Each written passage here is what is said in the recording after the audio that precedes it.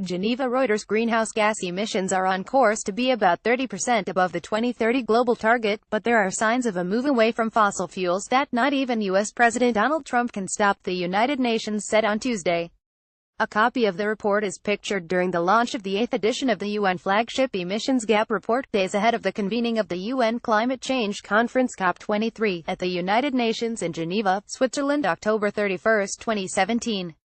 Reuters' Denis Balabous. Trump has announced he will pull out of the Paris Climate Agreement, under which 195 countries pledged to try to keep global warming to well below 2 degrees Celsius (3.6 degrees Fahrenheit) above pre-industrial times.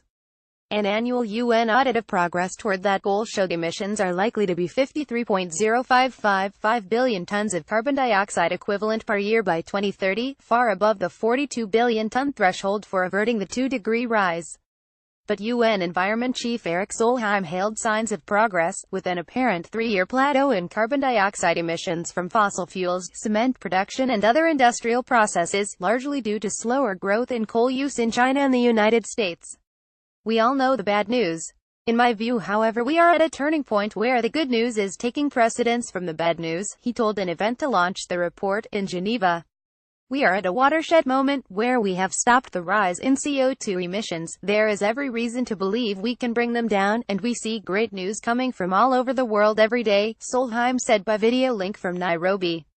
Brochures are pictured during the launch of the 8th edition of the UN flagship Emissions Gap Report, days ahead of the convening of the UN Climate Change Conference COP23 at the United Nations in Geneva, Switzerland, October 31, 2017.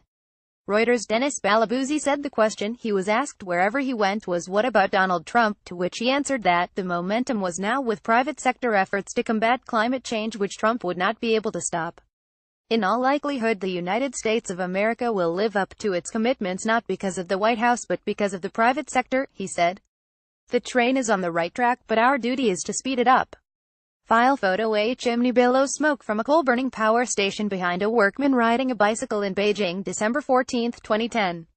Reuters' David Graith. UN says greater efforts will be needed because temperatures are set to rise by 3.2 degrees Celsius this century. Ministers will work on guidelines for the Paris Agreement in Bonn next month.